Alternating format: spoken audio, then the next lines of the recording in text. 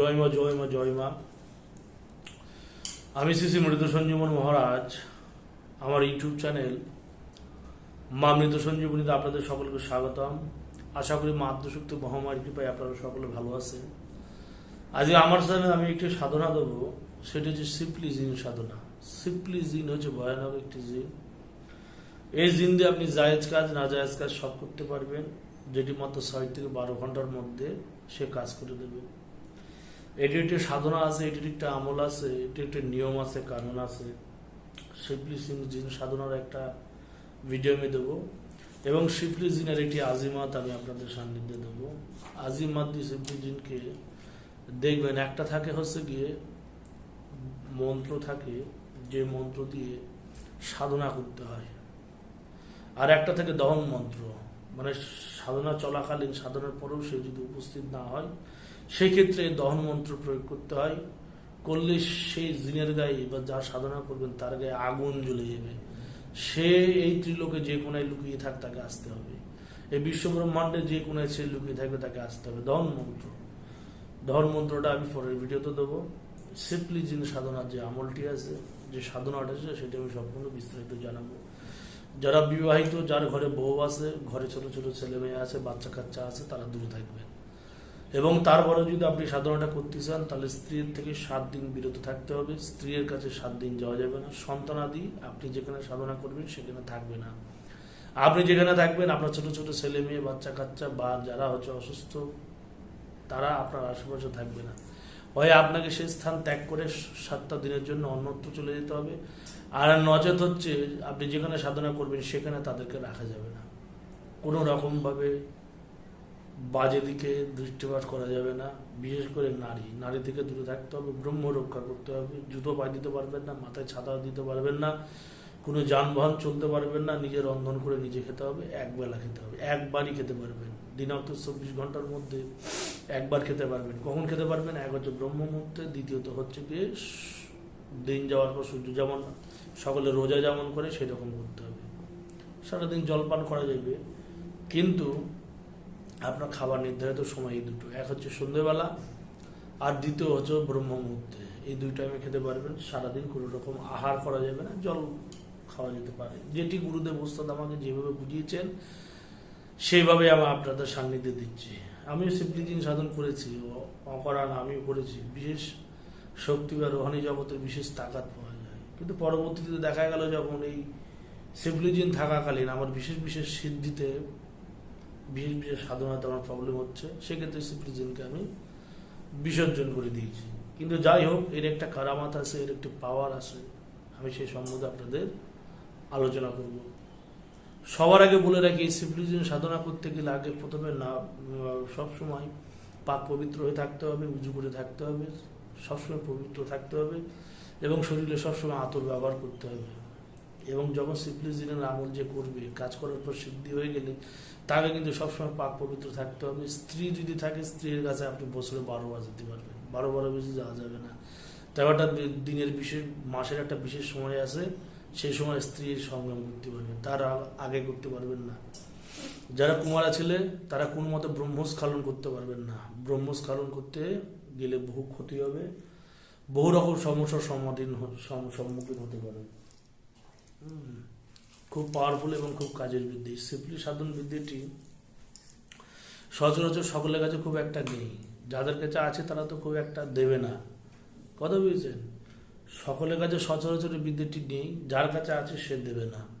আমলটি খুব প্রভাবশালী, খুব কার্যকর এবং খুব কাজেরই আমলটি। বুঝতে পেরেছেন? যারা বিবাহিত, স্ত্রী থেকে বিরত থাকতে হবে। যারা অবিবাহিত তারা নিজের ব্রহ্ম রক্ষা করতে হবে। এই 7টা দিন পূর্ণ ব্রহ্মচারী থাকতে হবে। সাধনা কিন্তু নিজের ঘরে বসে হবে না। হয় কোনো নদী পার, কোনো নদী তট, কোনো পুরনো পুকুর, ভাঙা পুরো বাড়ি, হয় গোরস্থান, নচেত শ্মশান, এইসব জায়গায় আপনাকে সাধনা করতে হবে। এই সাধনা করতে গেলে যার গুরু বেঁচে আছে তার কাছে পারমিশন, আদেশ অবশ্যই নিয়ে নেবেন। এবং যার গুরু নেই, যার গুরু জীবিত নেই, যে গুরু মন্ত্র জানেন না, তার ক্ষেত্রে সাধনা করতে গেলে তার 110% তার ক্ষতি সাধন হবে। বুঝতে পারছেন কি বলতে যাচ্ছি? মানে এই সাধনা করতে গেলে ক্ষতি কিন্তু হবেই যদি প্রোটেকশন না থাকে। এর আগে একটি ভিডিও দিয়েছি হেসারি মন্ত্র, শরীর বন্ধের মন্ত্র, গণ্ডি দেওয়ার মন্ত্র। ওইভাবে শরীর বন্ধ করে গণ্ডি দিয়ে তারপরে সাধনার কার্যে বসতে হবে। যখন সাধনায় বসবেন কবলামুখী হয়ে পশ্চিম দিকে মুখ করে বসবেন, জায় নামাজের উপরে বসতে হবে, দুই হাঁটু গেড়ে, যেমন করে নামাজ পড়ার ভঙ্গিতে বসতে হয় সেই হিসেবে বসতে হবে।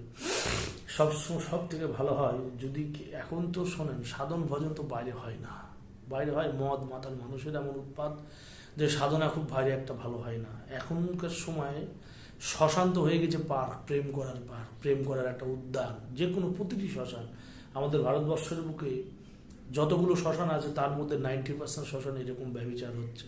শ্মশানকে করে দিয়েছে পার্ক, সেখানে সকলে যাচ্ছে, মানে ডাল ভাতের মতো ব্যাপার। আর এক সময় আমরা যখন বাল্য অবস্থায় ছিলাম তখন আমার বাবা মা কখনো বলতো না যে রাত্রেবেলা শ্মশানের রাস্তা দিয়ে আসবি বা কোনো সময় শ্মশানে যাবি, মানে বাবা মা সবসময় আমাদের নিষেধ করতো। কিন্তু এখন দেখা যায় যে শ্মশান হয়ে গেছে পার্ক, সেখানে নানান রকম অকর্ম কুকর্ম হচ্ছে, অখাদ্য কুখাদ্য শ্মশানে সকলে খাচ্ছে। আর এখন তান্ত্রিক সাধকের পরিবর্তে এখন সকলে গাঁজা করে মদ করে মাগি করে লিপ্ত। তাই যাই হোক, বলার প্রয়োজন নেই। এখন বাইরে সাধনার ঠিক একটা খুব একটা হয় না। আপনি সাধনায় বসলেন, একদিন, 2 দিন, 3 দিন করলেন, চতুর্থ দিনের দিন আপনার বাধা দিয়ে দিল, সে সাধনায় আর সিদ্ধি পাবেন না। তাই সবচেয়ে সুন্দর এবং ভালো হয় বাড়ির মধ্যে একটি নির্জন স্থান, নির্জন একটি ঘর, নির্জন একটি জায়গা, যেখানে সেমন একটা মানুষের যাতায়াত নেই, সেই ঘরে বসে আপনি সাধনাটা করতে পারবেন নির্দ্বিধায়, নিঃসন্দেহে। দেখেন আমি যে কর্মগুলো করি, শ্মশানে যখন কাজে যাই, মদ মাতাল থেকে শুরু করে নানান সব কিছুর উপদ্রব সৃষ্টি হয়, বুঝতে পারছেন তো? তো সেই ক্ষেত্রে শ্মশানে না গেলেই নয়, শ্মশানে না গেলে তো কোনো তান্ত্রিক ক্রিয়া হয় না। সেইখান থেকে ইজাজত নিয়ে প্রণাম করে সেইখান থেকে কিছু উপকরণ নিয়ে চলে আসে আমার আশ্রমে। এখানে এসে আমি 99% কাজ আমার আশ্রমে বসে করি, শর্ট কর্মে সে যে কাজ হোক। কিন্তু যাই হোক, যে সাধন বিষয় নিয়ে আমি আলোচনা করতে চলেছি, এটা সিম্পলি জিন সাধন, খুব শক্ত একটু বিদ্যে, খুব কাজের বিদ্যে। সাধনাটি আপনার কাজ চালিয়ে যেতে হবে পরপর 7 দিন, একান্ত একটি নির্জন স্থানে বসে সাধনা করা শ্রেয়। এখনকার বর্তমান সোসাইটিতে, বর্তমান পরিবেশে বাইরে যে শ্মশানে যে ফাঁকা প্রান্তরপূর্ণ পরিস্থিতি এখন নেই। আপনি সাধনা বসছেন, আপনি আমলে বসছেন, একটি সংকল্প করে নেবেন। সে সংকল্প করার পর 7টা দিন একই সময় একই জায়গায় বসে একই টাইমে আপনাকে সাধনা চালিয়ে যেতে হবে। কথা বুঝেছেন? একই সময় একই জায়গায় একই স্থানে বসে একই টাইমে, যাতে 1 মিনিটে পর না হয়, সেই টাইমে বসে সাধনা করতে হবে। উপকরণের বিশেষ প্রয়োজন নেই, একটি মাত্র মোমবাতি জ্বলবে, গুল্যবানে ধূপ দেবেন, এবং জিনের যে পছন্দ খাওয়ার, সেটা যে কোনো প্রাণীর হাড়, মদ এবং মধু, এই কটা জিনিস আপনাকে দিতে হবে জিনের খাবার হিসেবে।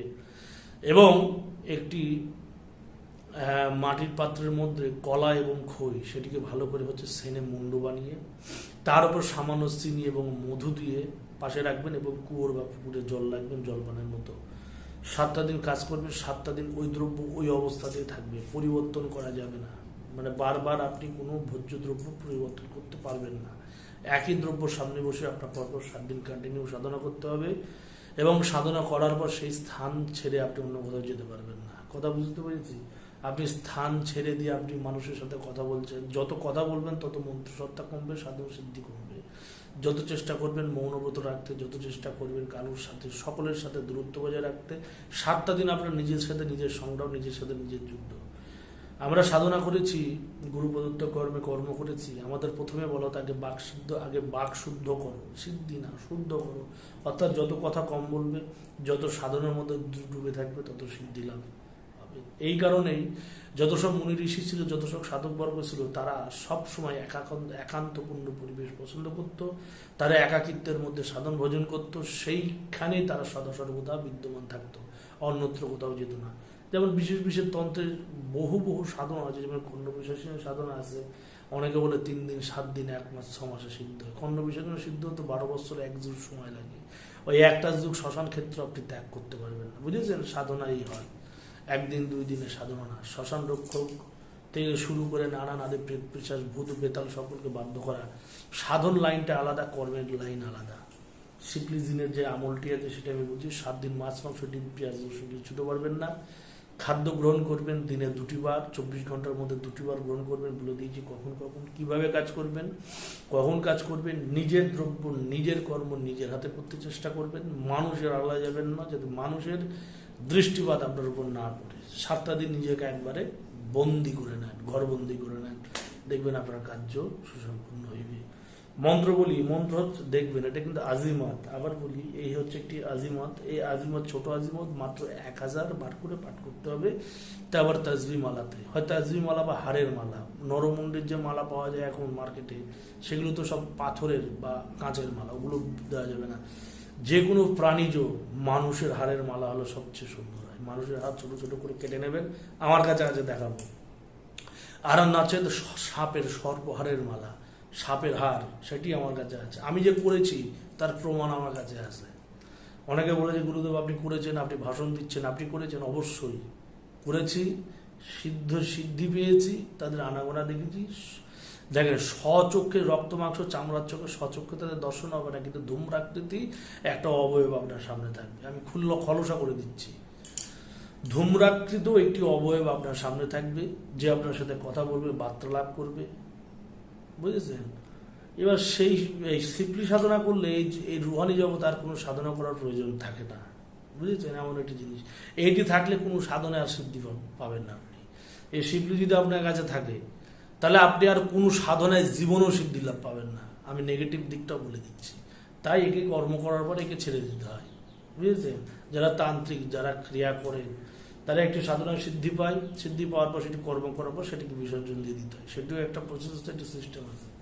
আচ্ছা, যে সাধন মন্ত্র সম্বন্ধে বলছি সেটা বলছি, বুঝবেন। তা তা তাস, তা তা তাস, তয়াকার ছ, তয়াকারে তা, তয়াকারে তা, তা তা, তা তা তাস, তাস্তা, তয়াকার স, তয়াকার তাস্তা। আবার সাত, ছয়াকার ত, তাক্তা, তয়াকার ক, তয়াকার তাক্তা। তু, তয় সুকারে তু, তাস, ত ছ, তাস।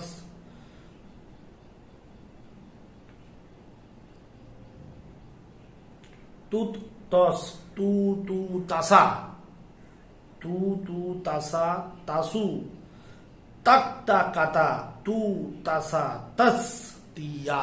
এটা কিন্তু জিনদের ভাষা, এটা আজিমাত। তাদের এই ভাষা এইভাবেই তাদের সিদ্ধ করতে হয়, এই মন্ত্রদের সিদ্ধ করতে হয়। আবার বলছে তা তা তাস, তাস্তা, সাত, তাক্তা, তু তাস, তু তু তাসা, তাসু, তাক্তা, কাতা, তু তাসা তাস তিয়া। এই হচ্ছে গিয়ে আমল, এই হচ্ছে আজিমত। এই আজিমত দিয়ে আপনি 1000 বার করে পাঠ করতে হবে। পাঠ করার আগে দুরুদ আয়াতুল কুরসি পড়ে, আয়াতুল কুরসি আয়াতুল কুরসি পাঠ করে শরীরে 7টি ফু দেওয়ার পর দুরুদ পাঠ করবেন। পাঠ করার পর শরীরে ফু দেওয়ার পর এটি শরীরের উপর আয়াতের 4 গুণ পড়ে চারিদিকে গন্ডি দিয়ে কুণ্ডলি দিয়ে তারপরে কাজে বসবেন। মন্ত্র বা আজিমত শেষ, দোয়া শেষ না হওয়া পর্যন্ত সেই স্থান থেকে উঠতে পারবেন না। উঠলে কিন্তু মৃত্যু অবশ্যম্ভাবী, বলে দিলাম। আবার প্রস্রাব পায়খানা নানান লেগে যাবে, চেনা মানুষের কণ্ঠস্বর ধরে ডাকাডাকি করবে, দাপাদাপি কাপাকাপি সব চলবে, বিষধ সর্প হিংস্র জন্তু জানোয়ারের রূপ দেখে ভয় দেখাবে।